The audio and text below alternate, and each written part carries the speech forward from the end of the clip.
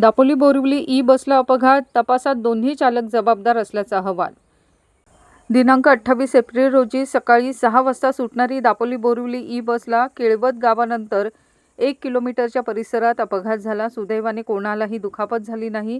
दापोली बोरिवली बस आणि मंडणगडवरून दापोलीकडे येणारी कार यांच्यामध्ये सकाळी 7:50 अपघात झाला। या अपघातामध्ये कोणीही जखमी झाल्याचे वृत्त नाही। या अपघातामध्ये ई बसचे सुमारे 20,000 रुपयांचे नुकसान झाल्याचे पंचनाम्यानुसार समोर आले आहे। सदर बस दापोली मंडणगड मार्गावर धावत असताना केळवद गावाच्या पुढे सुमारे 1 किलोमीटर अंतरावर घाटात वळणावरून जात असताना विरुद्ध दिशेने येणाऱ्या खाजगी कारची धडक बसली। बसच्या पुढील उजव्या टायरच्या पाठीमागील बाजूस कारचे पुढील उजव्या बाजूचे टायर जवळ गेल्यामुळे सदरचा अपघात झाला। प्रथमदर्शी सदर अपघातास ईव्ही बस चालक व खाजगी कार चालक हे दोन्ही जबाबदार असल्याचे निदर्शनास आले आहे।